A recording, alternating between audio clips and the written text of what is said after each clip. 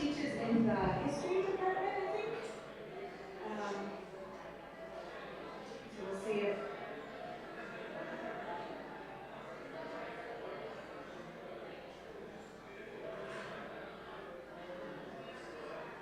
Okay, that's fine.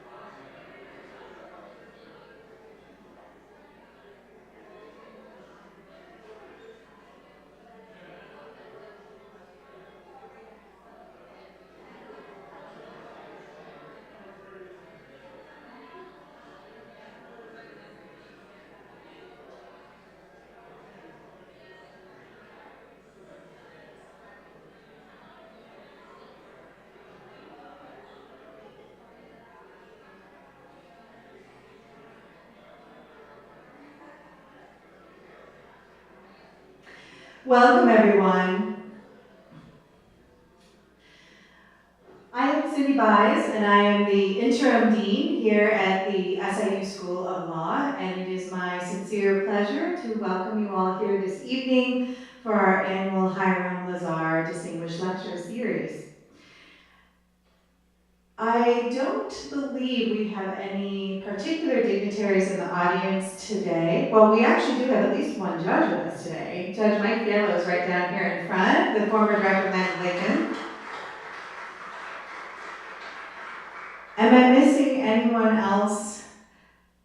Thank you. So thank you for coming and participating in the life of the law school. We appreciate having you here.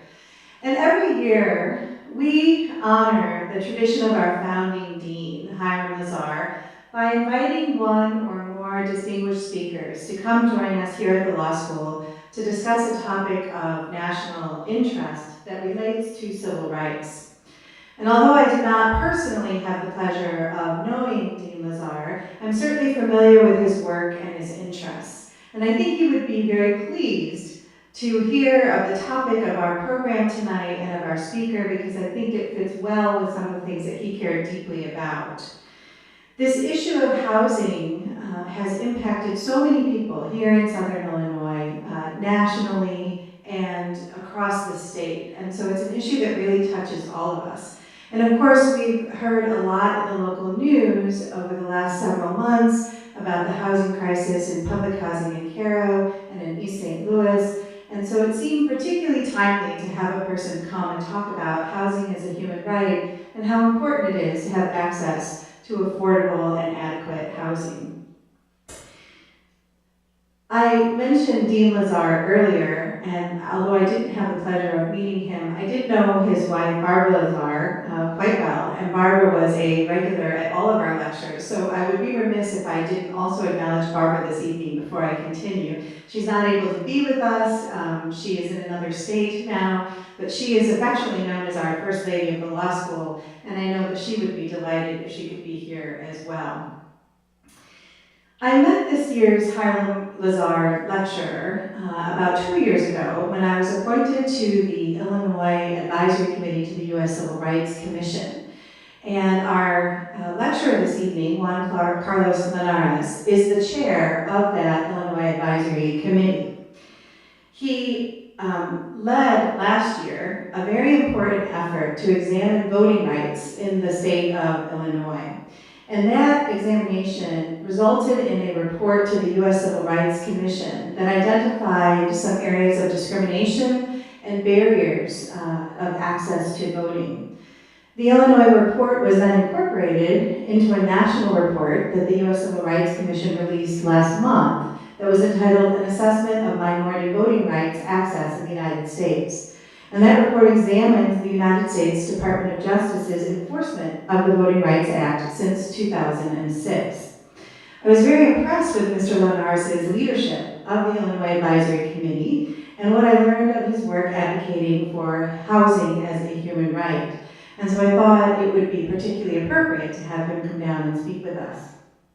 Mr. Linares is the executive director of LUCHCA, a Chicago-based affordable housing development agency that offers housing counseling, foreclosure prevention, and legal assistance to over 8,000 clients annually in the Midwest. LUCHCA began as an organizing body of Puerto Ricans and other low-income families fighting displacement from their neighborhoods. It now owns and operates 198 affordable units in Chicago's Humboldt Park, Logan Square, and West Town neighborhoods. And I suspect tonight he's going to tell you a little bit about some of the innovative things that LUCHCA is doing, so I won't ruin that by sharing them in the introduction. In addition to his work on the Illinois Advisory Committee to the U.S. Civil Rights Commission, Mr. Linares has a mayoral appointment to the Chicago Low Income Housing Trust Fund Board and serves on the boards of the Urban Theater Company and the Woodstock Institute. He also serves on Northeastern Illinois University's El Centro Campus Advisory Council and is a lecturer in law at the University of Chicago Law School. As human rights attorneys, Mr. Linares and his wife Monica have visited social justice institutions in 38 countries. Now, those of you who know me know that I share his love of international travel, so clearly that's what we have in common. Mr. Linares earned his MBA from the University of Chicago Booth School of Business, a JD from DePaul University, and an LLM in International Business Law from the John Marshall Law School. His BA in Sociology and Spanish is from the University of Illinois at Urbana-Champaign.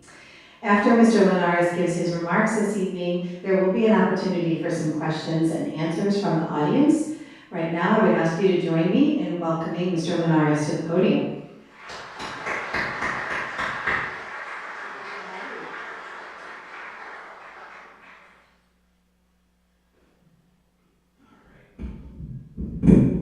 So I am highly challenged, so I will not be behind the podium, as you can tell. But thank you so much for inviting me here. And as you probably know, Dean Bias has made immense contributions to civil rights herself in the state of Illinois through her contributions with the Illinois Advisory Council. Jonathan Beans is also here. He's also made great contributions, so I appreciate that as well. There's so much to talk about in housing. We're not going to cover even the tip of the iceberg. There's some things like homelessness.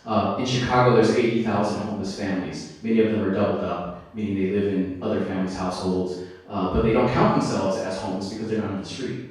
There's lead in water in the pipes going to housing, which is an issue right now today in Chicago. They're looking at an ordinance on how to remediate that. There's so many issues in housing. What we'll cover today starts with the framework of housing as a human right. And as you can see behind me, that's our motto at Lucha, is advancing housing as a human right. So we'll talk about that and how it's portrayed here in Illinois, in Chicago, how we look at it from other places around the world in terms of how they manifest that. But then also, what are the innovations in housing that we can look to better our circumstances? I also want to learn, I'm looking forward to working with Cindy and Jonathan on looking at circumstances here in Southern Illinois with Cairo and other places.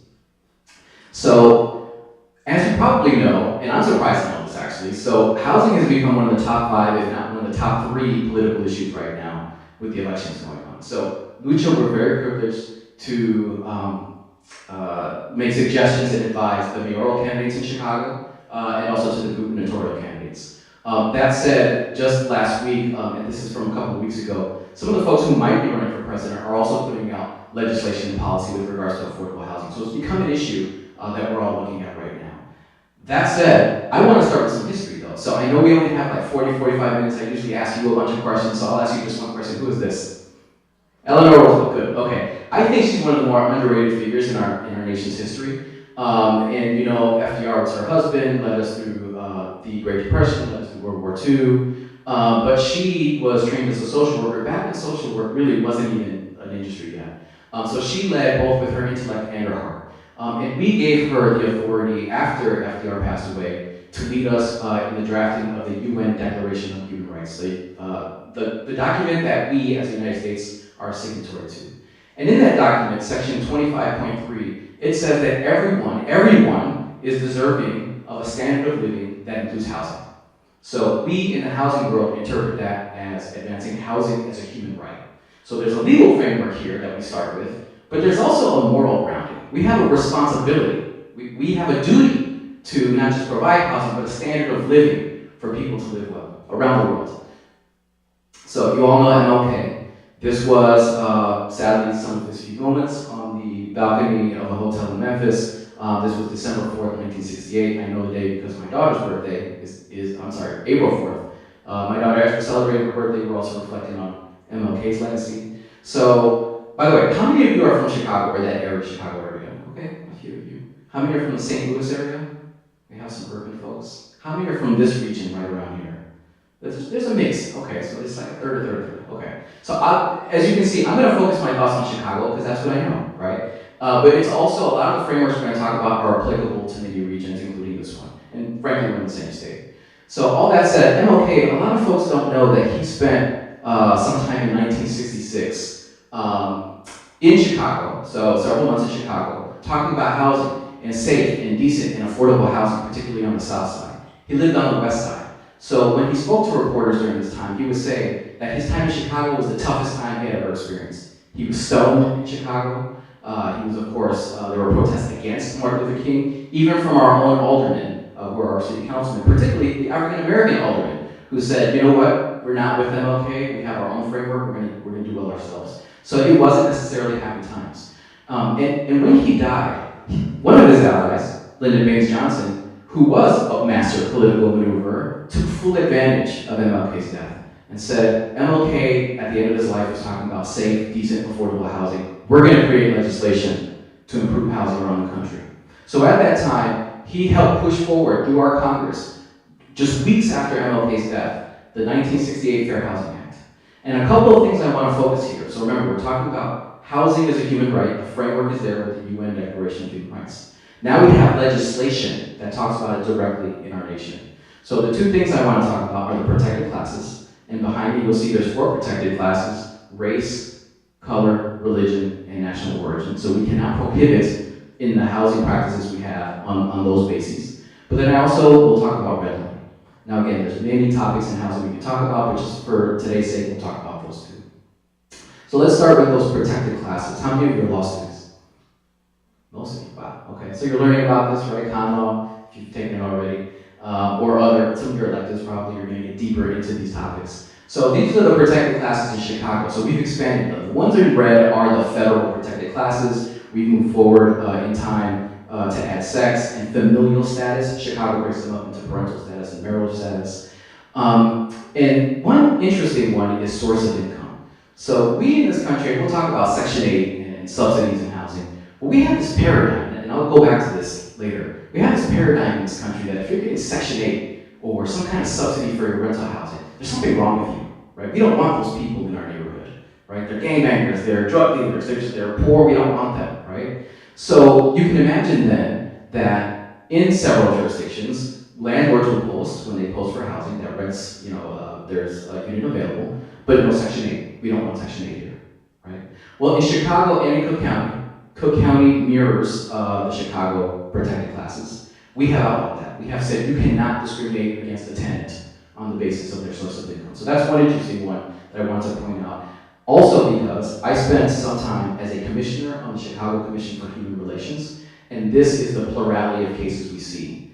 When people file, you can file a claim if you feel you've been discriminated against, either at the Chicago Commission or at the Illinois Department of Human Rights or at HUD's Equal Opportunity Office. But if you file with Chicago, the commission looks at it and does an investigation. If there's substantial evidence to move forward with a hearing, then a hearing is done. My wife, who's also a lawyer, was a hearing officer for some time in that office.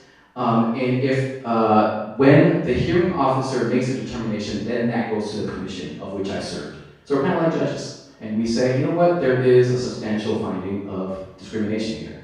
Here's the problem though. So we have great laws on the books, but the issue is enforcement. People really don't file. We only got 68 cases last year on fair housing discrimination. Why? Because it takes like a year to get these adjudicated. People just want to move, right? People don't, yeah, they feel their dignity is diminished. And then the fines are only like $200, $300 against the landlord. So there's not really a lot of accountability when it comes to it. So we have great, I believe, protected classes on the books, but enforcement really becomes the issue. So let's pivot a little bit. So that's the substance of it. Let's talk about the history. So why did we have a Fair Housing Act of 1968 talking about redlining? Let's define that for a moment. So how many of you own a home here? I do too, right, okay. So someone like me, perhaps in the 1930s, the US government, we were just coming out of the Great Depression, the US government said, we need to drive our economy through housing. So we're gonna make a concerted effort to help the lending industry make those loans to homeowners, right? So we're gonna build wealth through the asset of the home.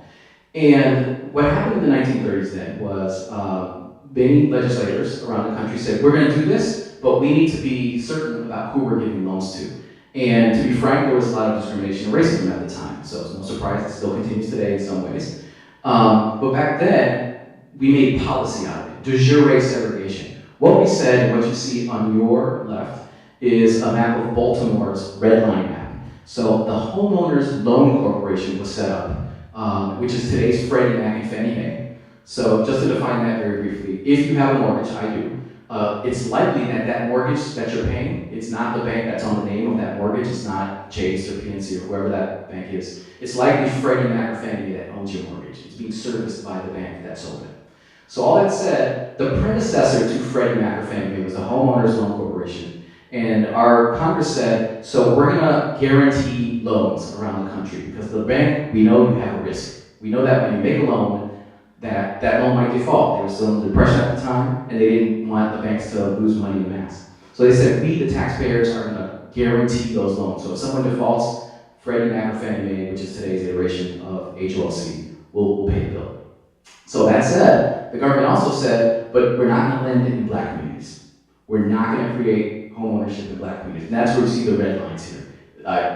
I'm being generalizing about it because it's also ethnic communities and other peoples of color at the time, but it was largely African American communities. So the point of me showing you this is to give a little history, but also just to show segregation didn't just happen in the 1930s and just stop there. What we see today in the 2010 census maps is the same iteration of racial composition of neighborhoods as was in the 1930s. These things matter, policy matters. When you enforce a policy like redlining, you see, for example, I'll go back to it, what Baltimore calls the white elm and the black butterfly. Segregated by policy, and that continued even after 1968. You see Milwaukee is still one of the most segregated cities in the country, and you see the red lines to the north and the red lines to the south is largely where African Americans, which are shaded in green, live to the north, and Latinos live to the south in the orange. And then Chicago is such a big region that they broke up their red line maps to the north and to the south, but you see the red lines there. And if we go to the maps today, you still see segregation. Green is African American, orange is Latino, living on the south and west, and then largely white populations to the north and to the suburbs. So what do we do with that? Okay, so that's history, right? And we don't want to dwell on history, we want to move forward. But as we're moving forward, I'm an advisor to a group called the Metropolitan Planning Council. I think they're one of the better think tanks in the city of Chicago. And they were hired on, engaged by the Urban Institute, which is a think tank nationally, but based in Washington, D.C. And Urban Institute says, Chicago, you're really segregated, right? But let's see if there's something wrong with that. Let's see, other than the dignity of those people being diminished as a moral compass issue, is there a financial issue? Is there an economic issue? So Metropolitan Planning Council, we set out and did a study, and I won't go through the methodology, it's all in the document called The Cause of Segregation, but what we found is not only does segregation shape the way communities look, but it also has a financial cost to everyone in the region. So for Chicago, we had a diminishing of value in our property of $6 billion. Why?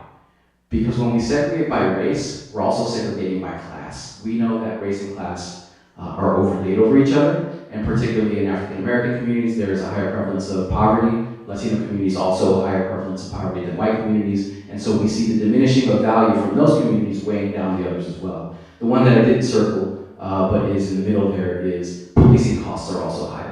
Why? Because when we segregate poverty, it facilitates criminal activity, and so we enforce and then over-enforce in those communities. And the way I put it, there's another report that came out called the Framework for Moving Forward, is we can see this on the back of our tax bills. It's right in front of us, right? A lot of us complain, in Cook County for sure, that we pay a lot of taxes. Well, it's right here. It's largely as a result of our past practices, and we can remedy that. We can remedy that.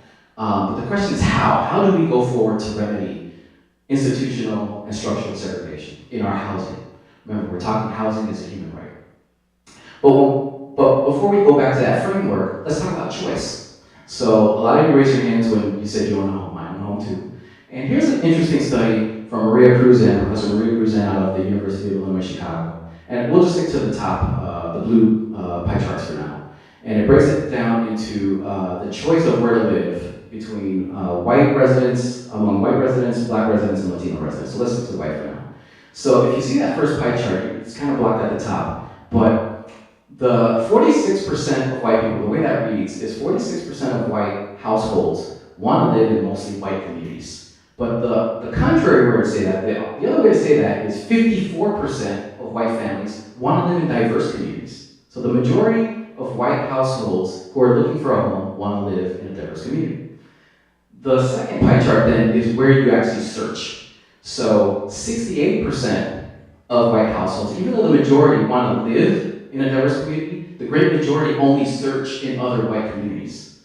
And then the great majority, 3/4 or 74%, actually end up moving in mostly white communities. So there's an issue of choice here. So between your decision-making framework and your actual choice of where to live, there's something going on in between there. So we don't have a solution for this yet, and then you see the numbers of black and Latino residents as well.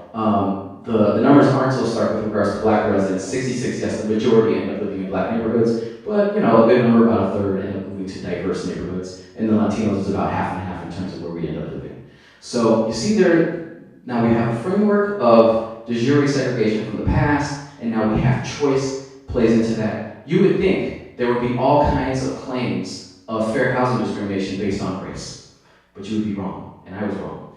Actually, most of the claims around the country on fair housing discrimination come from disability access, right? So we're not really building for disability access, perhaps like we should be. And I speak mostly of physical disability, but some states legislate for mental health issues as well. So our friends at Access Living, which is based in Chicago, actually has sued recently the city of Chicago, saying that through subsidized housing from the city of Chicago, they say, Chicago, you have not done your job in terms of creating accessible housing. What does that mean? Housing that doesn't have stairs up front, so a wheelchair is prohibited from getting up there. The shower is not raised, so someone can roll into the shower. The cabinetry isn't so high that I can't reach up there, right? So all these things that, as a developer, we think about, but don't put so much emphasis on disability, perhaps we should. And Access Living is telling us we definitely should.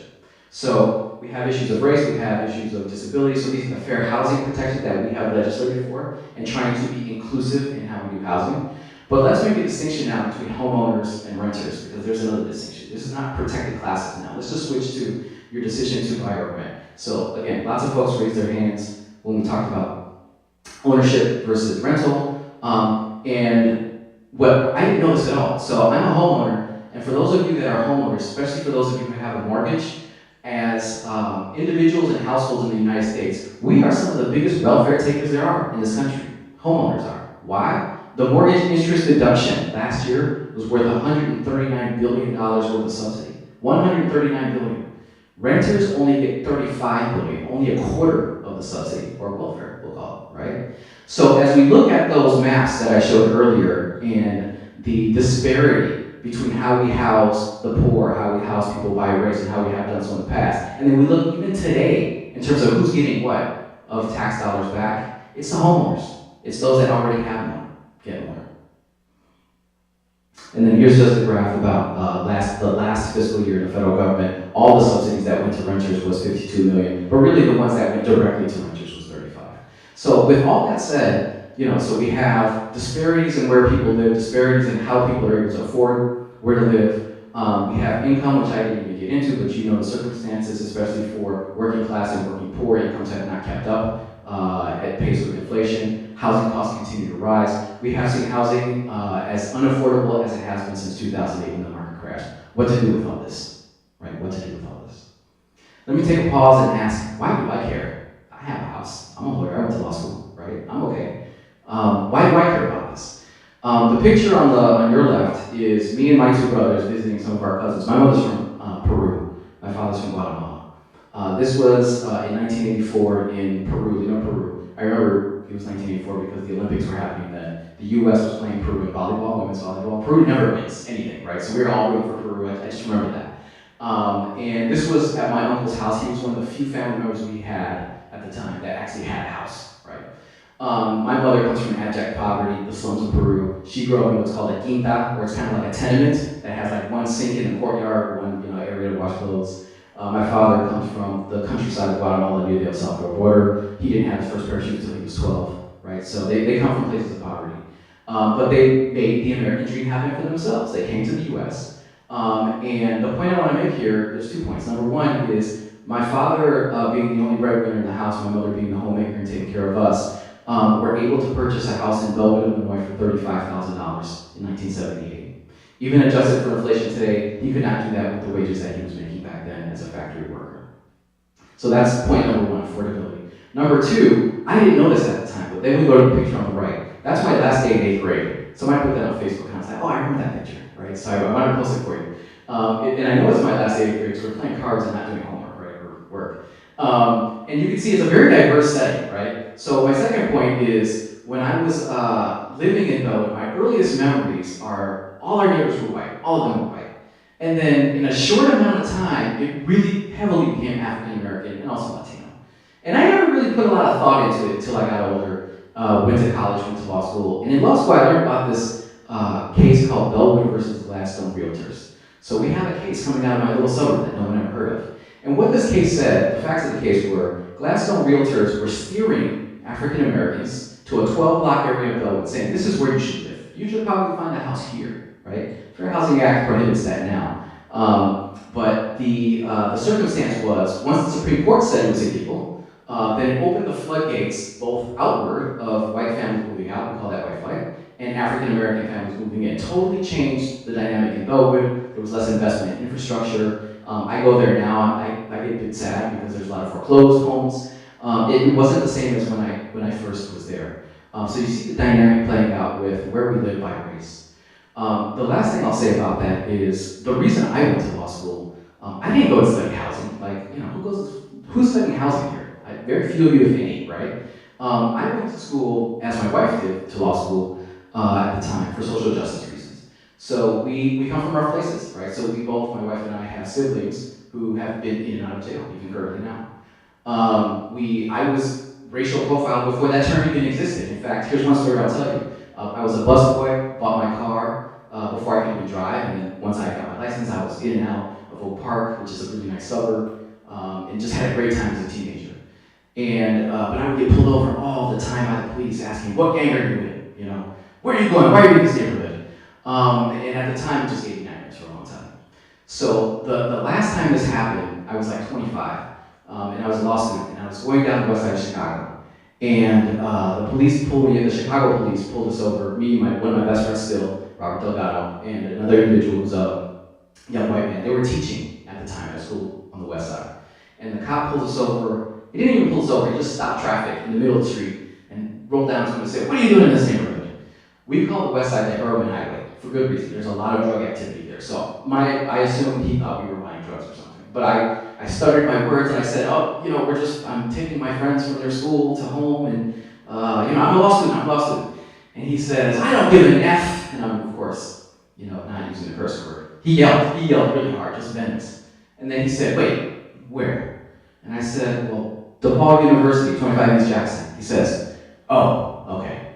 All right, I go there too. And I said, wow, okay, whoa, okay. And then he said, go, carry on. The very next day was my last class ever of law school. It was in a class called racial profiling, right? It was, again, this was a new term, 2001, right?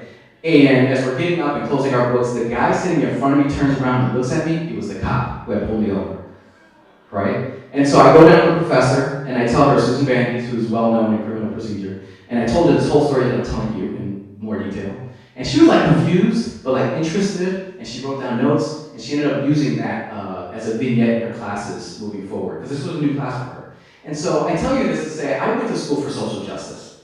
And you know, I ended up going for the money. I worked at a place called Deloitte because I had law school loans to pay, as you probably will, right? So I went for the money at first, and I learned, but it was a great experience because I got to learn about policy frameworks, I got to learn about tax policy, finance policy, and while I was doing this, I was going back and forth to the prisons in Illinois, visiting family members, right? This is the Henry Hill Correctional Center. I believe this one is in Danville, but we've been to the one in Galesburg, we've been to the one in Pontiac. And that's actually, I say that for a reason. So all these prisons look the same, right? They look the same. So housing is a human right. Let's get back to that. Prisons are also homes. We're housing people who have been convicted of felonies in the state of Illinois. They're also homes, if you think about it, right? So my finance mind was already kind of at play, and I'm thinking, you know, these all kind of look the same, like the same layout, the same color scheme, or, you know, what kind of contracting issues going on? What kind of finance issues going on? Who's building these prisons, right? But then we also, for those of you who have been in the prisons, you all know you know, from TV even, there's like bars that are holding you back, there's maybe a little toilet in your cell, there's maybe a bunk bed in your cell. All these prisons look kind of the same in that way. But that's how we house people who have been convicted of felonies in Illinois. So while I was in law school, I went to DePaul University for one reason only, really. They had this International Human Rights Law Institute. I love travel, right? And I took advantage of their Southern Mexico practicum one summer. And so I lived with a human rights attorney down there. And I had the privilege of visiting a jail, a prison in southern Mexico. So it's called Tehuantepec, is what the town is called. It's in the state of Oaxaca. It's in southern Mexico. And I was so, like, my eyes just popped open when I went to this prison because, again, the way we house prisoners in Illinois, you got the bars, it's all enclosed, you only get a few hours out of your day. In Tehuantepec, unless you have been convicted of murder or sexual assault, they're segregated. They're segregated in a certain place. Everyone else, you are out about as much as you want to be. And there's an economy going on here. They are making hammocks and what we call artesanías, other crafts. Why? Because their spouses, their wives, their partners have to bring in some income at some point. When you take the breadwinner away from the family, the household collapses. So we're talking about housing as a human right, but when we look at the UN Declaration of Human Rights, I think of section 16.3, the right to the family, section 21, section 21.3, economic rights, the right to work. We're including all of these concepts in with section 25, the right to housing. And what Southern Mexico is saying here is, yeah, it's about housing our prisoners, we need to house them, but we also need to take care of the people that affect their family. We need to take care of their families, we need to take people that are affected, take care of people that are affected by their imprisonment. Because not only do we become a burden on the state, right, that's the negative view, but we also want to advance our own economies. So you see that as a different circumstance there. And then the housing itself reminded me of my father's Guatemala, straw roofs, cinder block housing, there's no running water, there's no sewage, so you have an outhouse, you have wells. And you know what? People were not super unhappy in their circumstances. They were not. I mean, that's not to say this is a panacea, but people weren't as unhappy as I think coming back to the US and asking what are the amenities we require in our housing. So now we're looking at the built environment. So I asked myself, what do we look for in Chicago? So we want to achieve the American dream. We talked about that with homeownership. What does that look like, at least for Chicago? This is the famed bungalow. The bungalow was a thing in Chicago, so there's a bungalow, there's bungalow associations. It's brick houses that are really nice looking. You could have bought one of these in the year 2000 for about $180,000 to maybe $300,000, depending on the neighborhood. Now they sell for $350,000 to $800,000, depending on the neighborhood. But it largely prices out the families that we serve at Lucha. Here's a couple of Lucha buildings. These are the 2 flat, 3 flats, and 4 flats. So there's 2 unit, 3 unit, 4 unit buildings. These buildings are 1/4 of Chicago's housing stock. 1/4. And they are the most naturally occurring affordable housing in Chicago or the region. Why is that? It's just the scale, the size of the units, the fact that there's so many of them. This is usually a starter apartment for someone, but it's also where you can raise kids if you're working class or working poor. You have multi-unit buildings. We at Lucha like to put artworks on our buildings as the community tells us what they want to see. We'll get into that a little later, but yes, there's lots of multi-unit buildings in Chicago. And then lastly, what Chicago is known for is our high-rises, right? Some beautiful, some not so much. But the one on the left is literally a block from my home in Hyde Park. The one in the middle is one that when I was on the Chicago Plan Commission, we approved on Michigan Avenue. And the one on the right is coming up right now. It'll be the second tallest building in Chicago. So I want to highlight these because when we look at these, we just assume there's no affordable, quote unquote, affordable housing in these. We just assume, right? This is for rich people, right? But is that really the case? We have to ask the question. Are there mechanisms to build affordability into housing? So I'll focus on three really quickly, and I'll try to go fast here because we're running out of time. But number one is one mechanism is called inclusionary housing. So I think Chicago was ahead of its time here, so we have other jurisdictions that we're advising around the country on inclusionary zoning. Ours is called the ARO, the Affordable Rental Ordinance. All this means is that if you're a developer building housing, and you build a building or a development of 10 units or more, or 10 apartments or 10 condos or more, 10% of those units have to be affordable, which I'll define in a moment. 10%. But there's an opt-out clause, something that wrangles a lot of people. The opt-out clause is, if you're a developer and you don't want to do that, you can pay $175,000 as a replacement fee to not have to do the unit. You pay it into a trust fund. I'm on the board of that trust fund. We dole it out to working poor families. So that's our ARO. By the way, here's what wrangles people about it. It costs about $300,000 to make an apartment in Chicago. So you're only making 2/3 of an apartment with $175,000. The developers are really getting away with a break if they're paying out. And they know that, so they pay out more often than they do on site. Number two is Section 8. We talked about this earlier. All this is, it's a subsidy from the federal government that comes down to the cities and the states. I imagine that here it's the county level that gets the Section 8 vouchers and administers that. And what this says, in short, and this is one of many programs, but what this says is that the person receiving the voucher doesn't have to pay more than 30% of their rent, of their income on rent. So the voucher, if your rent is $1,000 a month, I'm doing math wrong here. Let me not focus on math, right? But either way, you don't have to pay more than 30% of your income on rent. The problem with this is in places like Chicago, or imagine Seattle, or Portland, or Boston, or New York, where rents are $3,000, $4,000 a month, even in working class neighborhoods. How much are you subsidizing even that one household, and how much are you not subsidizing other families that could get this money, but by breaking it up into smaller chunks? It's an issue in terms of resource allocation. And then lastly, I could do a whole day on this. This is the low-income housing tax credit. How many have heard of this? A few of you, okay? It is a complex way to do housing, but it is right now, 2018, it is the way we bring the most volume in affordable housing in this country. In short, the IRS allocates tax credits to the states and two cities, New York and Chicago, by the power of our lobby. We got tax credits. The city or the state or the two cities allocate those to developers around their jurisdictions. It's competitive. So Lucha, we've been able to build our buildings through this, but there's no guarantee we get tax credits if we apply for them. We are a nonprofit at Lucha, so we sell these tax credits. We don't pay taxes. So we sell these to investors. The investors give us the money. We build the buildings and cap the rents with the equity we got. Here's the math I can do. So we got $100,000 worth of tax credits in 2015. Those tax credits go for 10 years, meaning if we sell them on the market, which we did, at the time in 2016, the price was $1.06 per tax credit. That means for the 10-year period, we got $10.6 million for a $17 million deal. And then we have to fill in the rest of the financing through loans and other grants and so on and so forth. Now, the president, who I believe was here recently, is that true? The president was here recently, right? He passed a tax break not too long ago. And that tax cut actually benefited folks who invest in the stock market. So that's an economic condition now. Because the stock market is so high, the value of our tax credits is low. So if we were to sell our tax credits today, we would only get 80 cents for the dollar. That means $8 million. That's a $2.6 million gap for our project. That means it probably is not going to happen, right? So tax credits are an important mechanism. I bring that up because it's sophisticated. And for those of you who are law students who want to be transactional attorneys like I am, if you can figure this out, you can do anything. And let me end with this then in terms of defining our mechanisms. So when I talk about capping capping the rents, here's what I mean by affordable. So the area median income, the United States Department of Housing and Urban Development puts out tables and charts for every region around the country. This is Chicago's. I'm sure you have one here for Southern Illinois.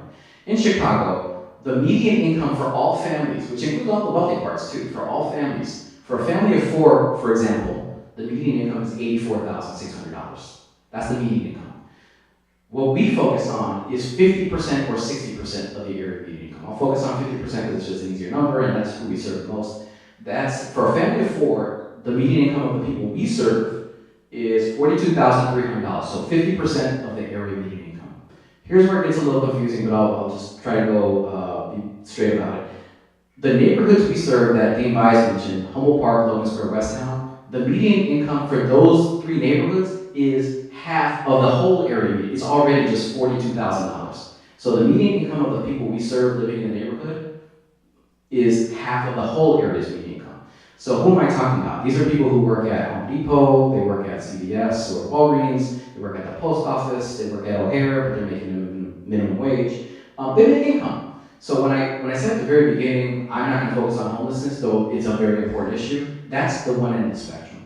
The luxury apartments and that sort of thing, which I'll talk about in a moment, that's the other end. We focus on the masses in the middle, the people who work and who are within the median somewhere, but you have to have an income to pay rent in tax credit housing. So all that said, all right, so there's a lot of mechanisms, and I'm, again, privileged to be advising the mayoral candidates, the gubernatorial candidates, and the senators, and what are they asking about? So yes, we can compare what's going on around the nation, but there are a lot of similar mechanisms going on throughout the country. I'm going to Portland next week, and they have a lot of similar things that Chicago does. So where do we explore to find something completely different, right? So I was privileged to have a fellowship in my nonprofit position to travel the world and research and propose what it was we're going to find out in terms of fair housing, affordable housing, and sustainable housing. So I'll give you 3 quick examples. Number 1, Singapore, right? It's a small island. There's about 5 million people on the island of Singapore, and it's about the size of Cook County in terms of its population, so about 5 million people. But because it's a small island, it's very densely populated. So most of the housing they do is this kind of dense, these big building blocks. But that said, 82% of Singaporeans live in public housing. 82%, even though only 20% are poor. They have as high a per capita income as we do in the United States. I think it's actually higher. They have a higher standard of living in Singapore than we have here in the US. Yet most people live in public housing and want to live in public housing. Why? They don't have the same stigma that we have about public housing that we have in the US. They, first of all, they have by policy, now we're adding health and wellness, and remember, right to the family, right, Article 16 of the UN Declaration of Human Rights. Not only do they build a building, but children, they are required to do playgrounds for children on site, and they are required to put exercise equipment for the elderly on site in every development. When you walk into their Housing Development Board, which is like our CHA, Chicago Housing Authority, if I walk into the CHA, and I do work with them, so I don't want to diminish, the work that they do, but you walk in there, they don't want you there, right? You gotta take a number, it's very like gray and drab.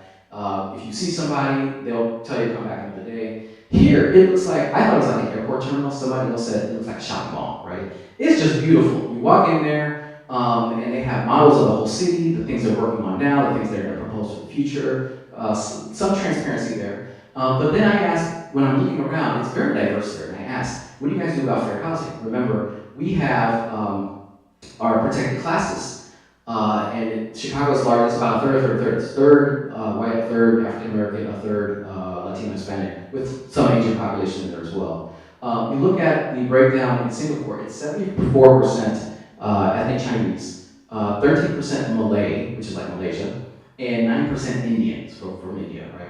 And we have a case here, if you recall, especially you con law students right now, the Backy case, which said, it's an affirmative action case that said, we will not do quotas as it pertains to educational admissions. So we're not going to do quotas. And then you get the case of the Grass and the Grutter cases from the early 2000s to talk about a holistic approach to admitting students, not just the quotas. So it reaffirmed it. Here, they say, no, we're not going to have the same racial strife that you have in the US. We're going to do quotas. So if you go to the building developments, they are 74% Chinese, 13% Malay, 9% Indian.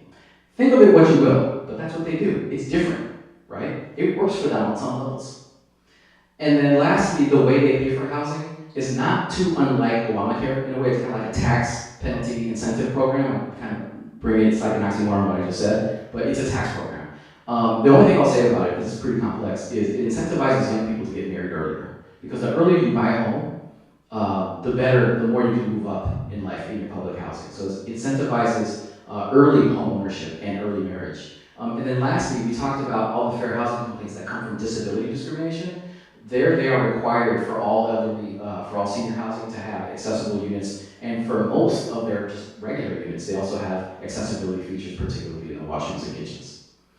I'll go through these two really quickly. So Dubai. So Dubai was a really interesting place, and we know Dubai for its glittering towers. But that's for us, is what I learned. Those are for us. Those are for Americans. They're for wealthy British and Australian and Russian investors. But what I didn't know is Emiratis who don't live in those towers. They live throughout the city and frankly outside the city because they can't afford it. But they are largely subsidized in their own housing. The Emirati people themselves, the natives of their own country. But interestingly, they are a minority in their own country. The great majority of people living in Dubai are Indian and Pakistani laborers or Filipino domestic workers. And they have zero rights to housing.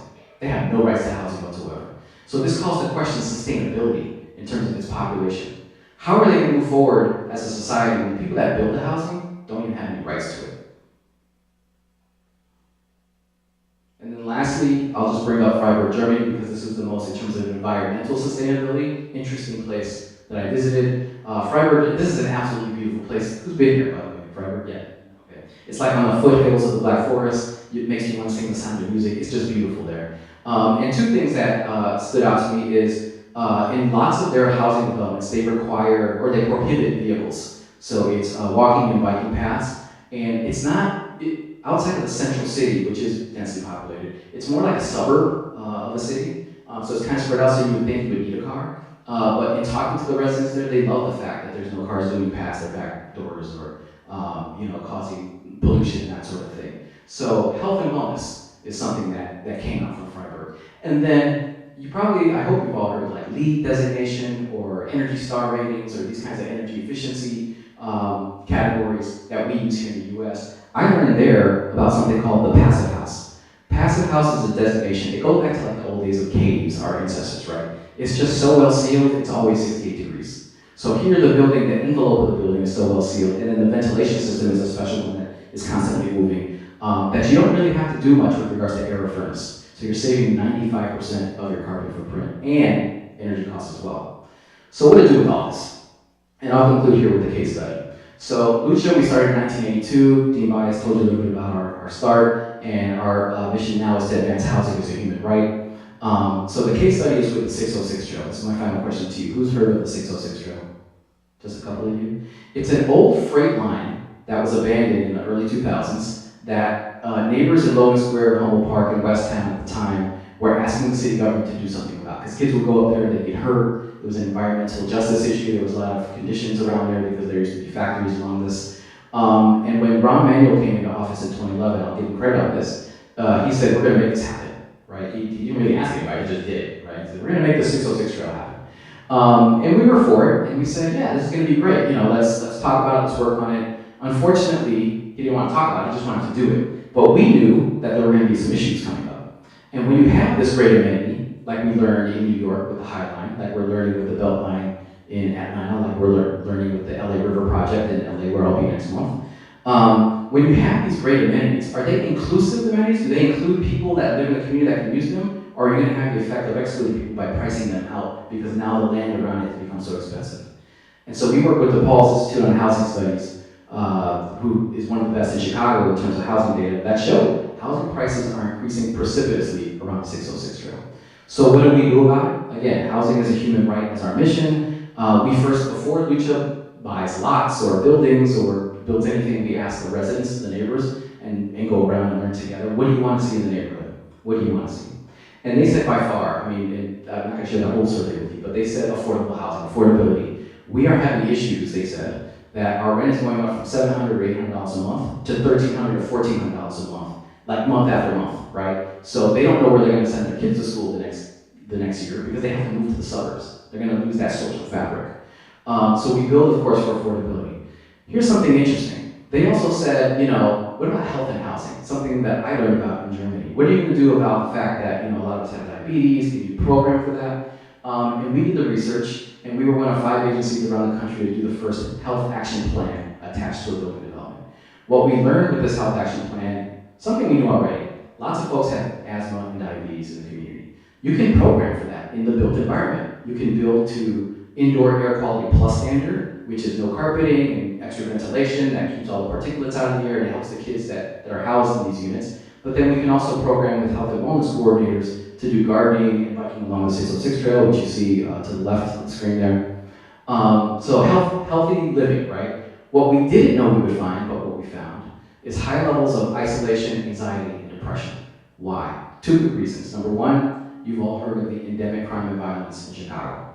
Reason number one, we at Lucha have become crisis intervention specialists by necessity. We've had 2 murders in front of our buildings in the last 5 years, lots of shootings throughout the neighborhood. I'm anxious sometimes, right? And clearly our residents who live here are as well. The other reason is the displacement fears that I mentioned to you. 19,200 Latino families have left this neighborhood because they just can't afford it anymore. So their social bonds are breaking. They don't know where they're gonna be. So we have affordability, we have health, and then we said, do you guys want to do passive house? We educated our residents on that. They said, why don't we have a passive house, right? And frankly, as doing the research, the state of Illinois, let me go back. The jurisdiction of Freiburg, Germany requires passive house for all new developments, requires it. In Illinois, we didn't have one. So New York is starting off, California. I'll just cut to the end of it. We built the first multifamily passive house in Illinois. We just cut the ribbon last month, and we're leasing up next week. And this is going to be the most studied building in the entire state. There's all kinds of modules and nodes in there. They're going to measure air quality and temperature and energy usage. The key, so it's cool technology, and I can't even tell you, I'm not an engineer, so there's a lot of engineering that goes in there. But for us, it's more behavioral, working with the behavior of the tenants. Do we open windows at certain times of the day or not? How do we operate our appliances? How do we work with the ventilation system? It's going to be a learning experience. The point being that yes, even here in Southern Illinois, we can apply this technology so that you and your tenants or your residents are saving $1,100 a year in energy. At least that's how much we're going to be saving in Chicago. So the built environment is one piece, but with the displacement of 19,000 families, more is needed. So we do advocacy as well. So this is kind of like stool number, the second leg of the stool. And these are a couple of aldermen or city councilmen that we worked with. By the way, they hate each other, right? And this is just a Chicago circumstance, but they had to work together for what? We did what was called an in-the-box solution. We said the issue being, again, housing is a human right. Who is living where? And I showed you the picture of the 2 flats and 3 flats and 4 flats, which is a quarter of the housing stock. What we see in Chicago, at least along the 606 trail, developers, and it's largely money from outside the US, investors are coming and buying them, perfectly good housing and knocking them down and putting up $1 million homes. So good for the person that buys that, but not so good for the 3 or 4 families that have to leave the community. So what we did is we looked at the permit fee and we drafted our own ordinance. This is where the law school education comes in handy, right? And the ordinance said that we're going to change for the pilot area around 606, we're going to change the $11 per square foot demolition fee, and we're going to bump it up to $250,000 of demolition fee, up to $600,000 if you have a 6 flat, right? So what we're saying is, and the mayor was against this. He was like, "No, you're going to stop growth." And I'm like, "We're not growing. We're losing people, right? So we're actually trying to, preserve what we have." And what we're also doing is putting that money into a trust fund, so that trust fund then allocates money for new affordable housing or to replace roofs or porches of seniors who can't afford to do so themselves, keeping them in place. What happens is our politics in Chicago, the mayor said, "I got a better idea," which I don't agree with. He put out his own what's called pilot ordinance, and he says, what we'll do is we will create, instead of 10% on-site affordability for every development that's done, as I mentioned earlier, we're going to require 20% of the units to be affordable in this pilot area. Now, great in theory, but frankly, the councilmen were already doing that in this area anyway. So all he was doing was putting into place legislation for the custom and practice that was already in place. One thing I learned this summer that I didn't know when this came out in spring was he totally carved out an area for a development that's going to be called Lincoln Yards, which is going to be 70 skyscrapers and tens of thousands of people moving there. So he totally carved out an area that would not require that kind of affordability. So we have the built environment, we have the advocacy and policy, where the legal framework is really important. And then lastly, people, right? So people are being displaced from communities. Let's talk to them, especially the youth. The youth are the leaders of tomorrow. So let's get them engaged. And we talked to the youth and we said, what do you want to do with your community? I mean, you're here now. We hope we're going to help you to stay here, but what do you want to see? And they said, we want to preserve culture here. It's a very diverse community, so let's show that. And we're not against people who move into the community. In fact, we welcome them and we want to create ambassadors. The reason they move in there is because into the communities because they love the diversity of it. So let's reflect that on the walls around the community. So we engage the youth to create cultural preservation on the buildings themselves. So with that, we have a lot of victories that are coming out of the work we're doing based in that framework of housing as a human right, but there are a lot of challenges, and what we see is when you engage and in fact demand your elected officials, and I'd be interested to learn more about KRO and how that's operating, but when you demand that your elected officials be at the table, and then when you raise your voice to say, look, we know what the issues are, but we need to be engaged in our own housing situation, then we see that housing as a human right can be advanced, slowly but surely. With that, thank you so much, and I'll take your questions.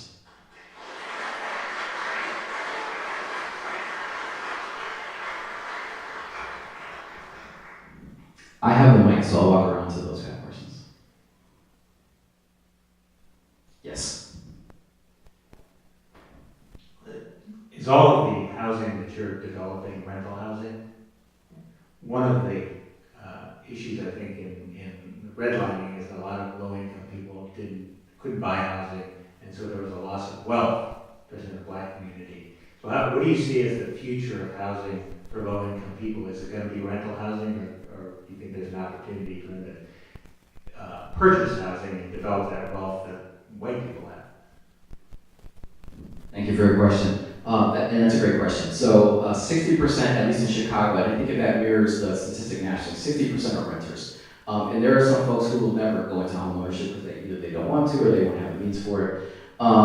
So in terms of the interventions we have in place on the rental side, it really is keeping people in place, preserving affordability from a policy objective, and doing so that permanent, just like Singapore does, there's permanent residence for people who want to stay in those areas. In terms of generating wealth, so you're absolutely right, and this is where the disparity between wealth comes into play between white communities, Black communities, Latino communities, and so on. It's really that de jure segregation that we see starting from the 1930s. But from a programmatic standpoint, we absolutely believe that people should be building wealth through their housing, through their home ownership, I should say. The issue is the affordability issue. So in places where people are showing high demand for housing, it's very difficult to afford even a 2-bedroom or a 3-bedroom home. And Chicago is kind of like this tale of two cities, and you're seeing this in a lot of cities that are not on coasts, is for large swaths of the west side and the south side, there's lots of vacancy. So anyone can go buy a home for $160,000 or even $60,000 in a lot of these neighborhoods, but because of the vacancy, businesses have also left, so there's nowhere to really shop. The schools aren't as good, or the schools have been closed altogether. So it leads to this acceleration of people really wanting to move to the north side or closer to downtown, and acceleration of people leaving the west side and the south side. The numbers from last year were that in the last 10 years, we lost 200,000 African Americans. The numbers that came out yesterday was we've lost 40,000 school children in the last 10 years. In fact, we work with the principals. Here's another multiplier effect. When we look at those numbers, I go to the principals and ask them, how are you guys doing? And just the two schools nearest to us, one of them lost 60 kids last year, and another lost 70. And the way it works in Chicago too is the more students you have, the more funding you get. But if you start losing kids, you get less funding, and then everything starts going downhill, and then you accelerate the decrease of population there. So to answer your question, we absolutely believe that homeownership is part of that path, but affordability is a barrier. And in that case, subsidies up front help. We looked at the mortgage interest deduction, which is a subsidy that we get after we buy our home, right? So one of the things we're proposing is forget the mortgage interest deduction. Why don't we accumulate that and put it up front as a subsidy so you can buy the home in the first place? Because that's really becoming the barrier. I'll end with, to answer your question, we see 8,000 people a year. I focus on the rental side of the buildings that we do, that we build, but most of those people come in either to buy a home and to get some counseling to do that, or to prevent the foreclosure of their home. And what we see in terms of the people that are buying their home, we see many more clients these days as we have in the past, but we actually have fewer closings, meaning there's less people actually buying. And it largely is because you got to have that down payment, 10 or 20%, which a lot of working class people can't come with. And then again, the affordability and the prices are really just high right now. I hope that answers your question. Yes.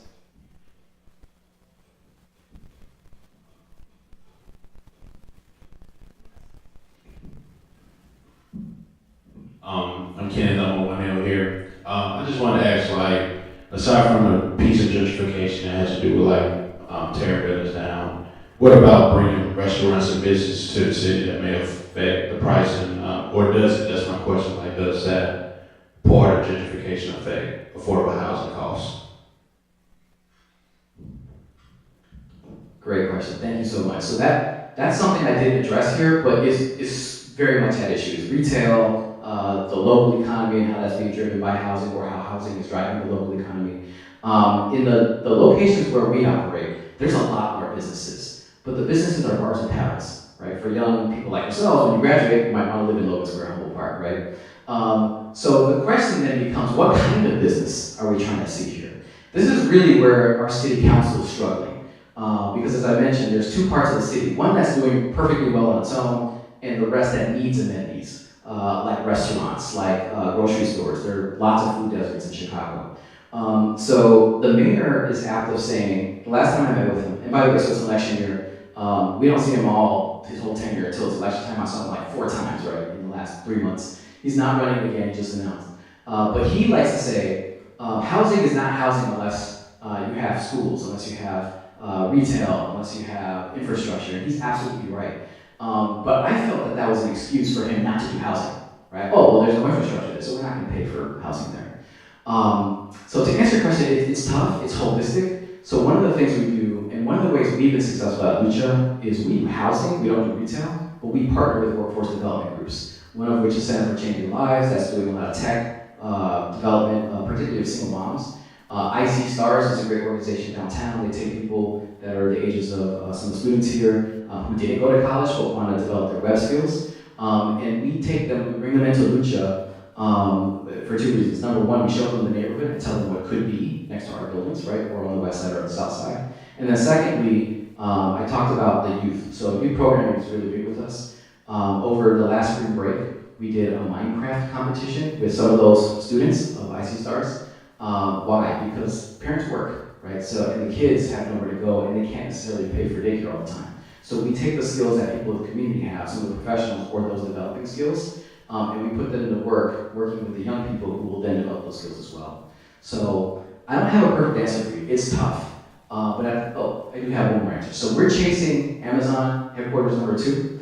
I'm on that committee. I don't know how I got on that committee, right? But it's like 600 notable people around Chicago who are chasing Amazon H2Q. And my answer to the mayor was, if you're going to give them $2 billion, which supposedly we didn't have anywhere, why don't we allocate that $2 billion to small businesses? So I would say the city treasurer, who's also not running again, but he came up with a framework to do that, and it just didn't pass city council. But let's take these up, just like we're subsidizing housing, let's help startups build their businesses around the community from the ground up. We see that as a solution. Others? One mic is tough.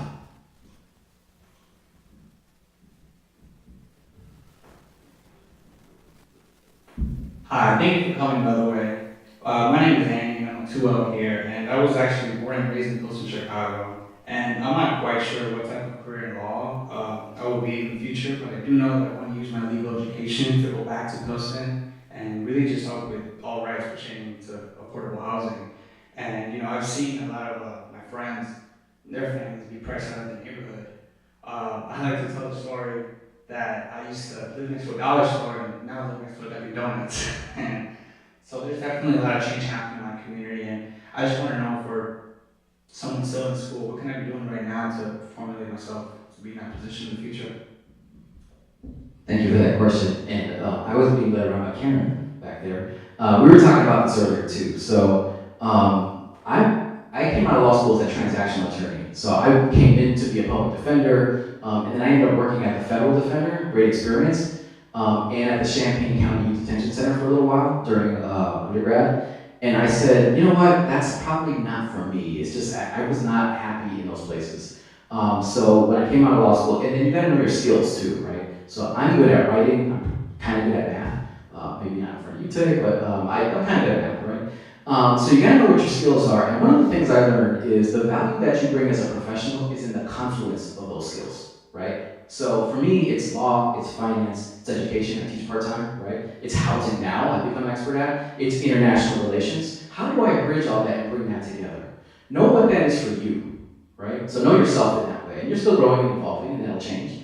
But bring that in to create your own professional space. Now, the reality is you got to get a job, right, after law school. And it's tougher now. I have to say it was tough when I came out. The Enron scandal in 2002 brought down a firm that actually hired me first, Arthur Anderson. And so I was out of a job before I got started, and then Deloitte picked us up. So it was hard back then, but you guys had it harder, I have to admit, right? So that said, now you mentioned Pilsen. Pilsen's a Mexican-American neighborhood on the southwest side of Chicago. We do work there as well. I have to say Chicago, if you're looking at the nonprofit or government space, we're lucky. We have a lot of great work going on in Chicago. And I partially in jest, joke about our government and, it's well known about its corruption and that sort of thing, and that's real. But there's a lot of good stuff going on in government as well. I worked at City Hall for some years. That's how I got to know Lucha. I did a deal with Lucha. And here's the point here. So it's not just looking for a job, it's what are your other interests? Where are you volunteering? What boards and directors are you on? What auxiliary boards are you on? Regardless of where you go, whether it's Chicago, St. Louis, here in Southern Illinois, other regions, the job hunt is going to be there, and you have to take the opportunities as they come. But going back to Chicago, Resurrection Project is right in your neighborhood. I love them, right? They do great work.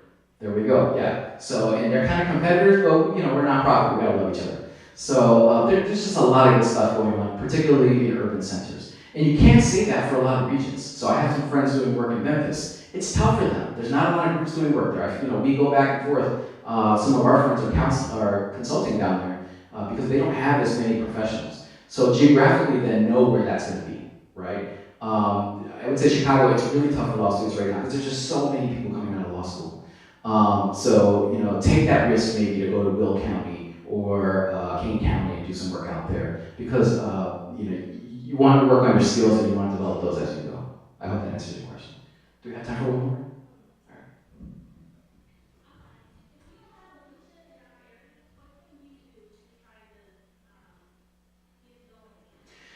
Great question. What is your area, can I ask? St. Louis, all right. So I'm going to be there with Lucha to meet some groups that are doing a few things down there. Let me say this, even if there aren't groups, this is where your entrepreneurial spirit comes in, right? So I'm going to quickly do some of these slides because I want to give you time, but really what I meant to say in those last couple of slides is you're coming out of law school. You already have the credibility of a law degree, right?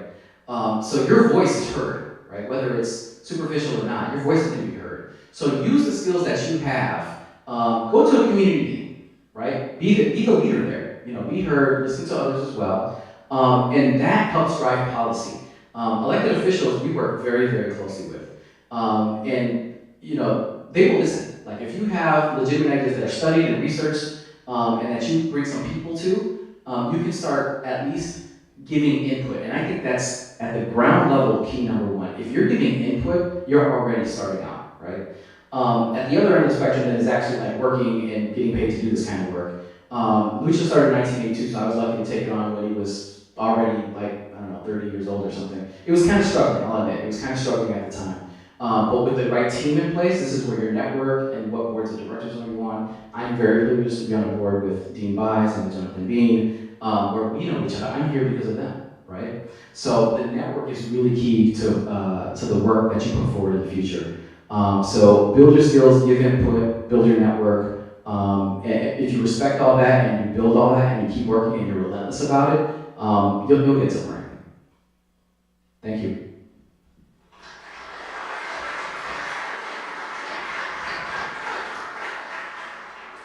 So those of you who are familiar with the front of our building know that we have some famous quotes in the law on the front of that building. And so we have a replica of that to give to Juan Linares to thank him for his work tonight.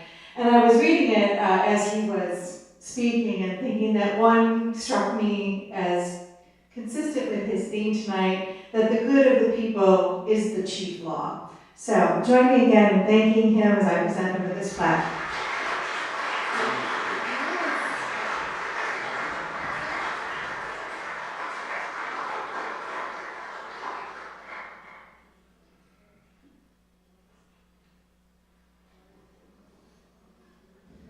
So I will just say that we do have a reception in the formal lounge. You're all welcome to join us, and you can continue speaking with our guests there. So thank you all for coming tonight. It was delightful to see you, and I will look forward to continuing the conversation.